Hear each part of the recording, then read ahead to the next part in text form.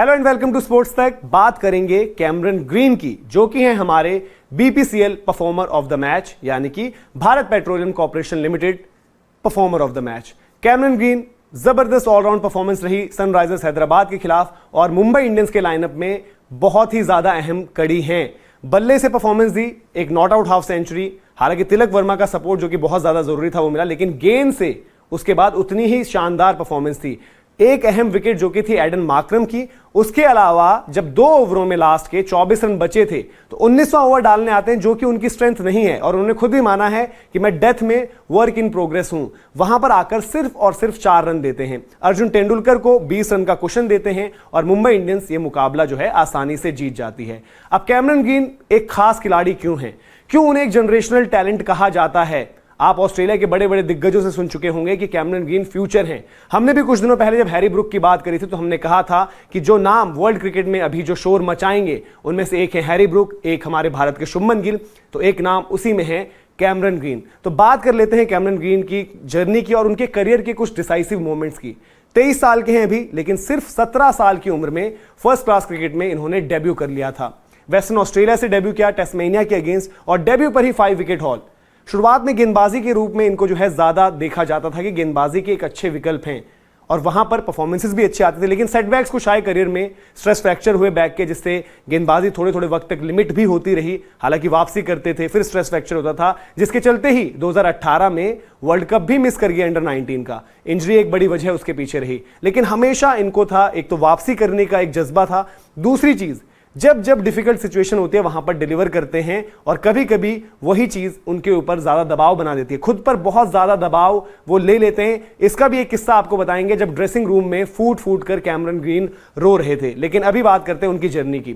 2016-17 मैंने आपको बताया कि उनके करियर की शुरुआत होती है फर्स्ट क्लास क्रिकेट में। क्रिकेट वो रेगुलर खेलते हैं, फिर उसके बाद स्ट्रेस फ्रैक्चर की वजह से कुछ मिस करते हैं, फिर वापस आते हैं, गेंदबाजी सीमित हो जाती है, लेकिन उसके बाद जैसे जैसे करियर आगे बढ़ता है 2019-20 का शेफील्ड शील्ड सीजन बहुत ज्यादा डिसाइसिव रहा कैमरन ग्रीन के लिए, जहां पर क्वींसलैंड के खिलाफ एक मुकाबले में उन्होंने बल्ले से बहुत ही शानदार परफॉर्मेंस दी, एक तरीके से मिरेक्युलस परफॉर्मेंस दी।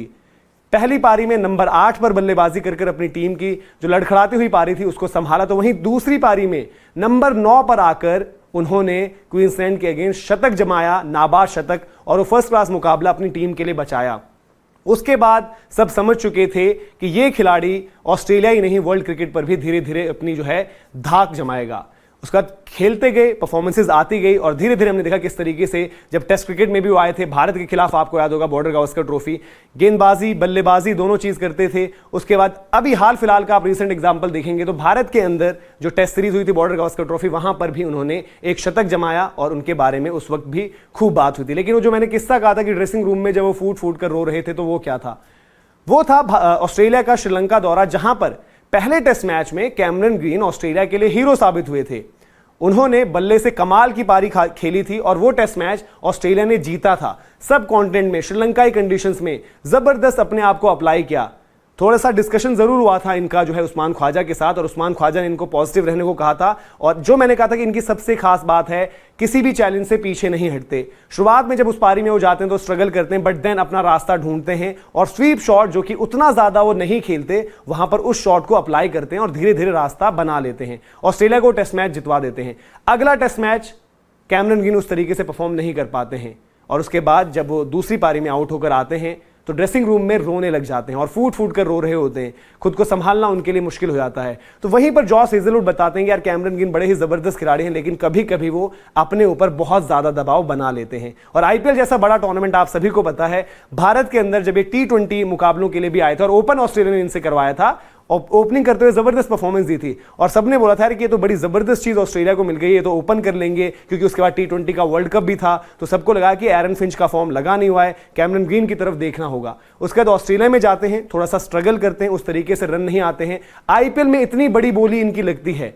आईपीएल में जो प्राइस टैग होता है वो अपने आप में एक प्रेशर ऐड कर देता है खिलाड़ी पर इनको शुरुआत में मुंबई इंडियंस ने नंबर 3 पर जब खिलाया उस तरीके से ये काम नहीं आए, उस तरीके से परफॉर्मेंस नहीं आए, तो सवाल भी उठते हैं। आपसे ये भी सवाल पूछा जाता है कि भाई ठीक है, रेड बॉल क्रिकेट में अच्छा करते हैं, शायद वनडे में भी अच्छा कर जाएंगे, लेकिन T20 में क्या? क्योंकि T20 में जैसे मैंने बताया, ये खुद कैमरन ग्रीन ने भी माना है कि डेथ ओवर्स में अभी वो एक वर्क इन प्रोग्रेस है। गेंदबाजी से उतने बड़े एसेट नहीं है, बल्लेबाजी में जरूर उनके पास वो रेंज है शॉट्स की, वो पावर है, तो किसी भी नंबर पर आकर बल्लेबाजी कर सकते हैं। लेकिन दिल्ली का मुकाबला आपको याद आएगा, वहां पर जिस तरीके से उन्होंने प्रेशर को हैंडल किया था, वहां पर उन्होंने आईपीएल में अपनी पहली झलक दिखाई, जहां पर लगा कि कैमरन ग्रीन अभी स्टेज के लिए भी तैयार हो चुके हैं। और फिर यह मुकाबला जिसमें उन्होंने पहले बल्ले से संघर्ष किया, फंस रहे थे, वहां पर बल्लेबाजी उतनी बेहतर नहीं हो रही थी, लेकिन यही खास बात है, टेम्परामेंट, जो तिलक वर्मा ने भी उतना ही दिखाया। और तिलक वर्मा ने सीधे आते ही अटैक करना शुरू किया और जबरदस्त रन्स बनाए।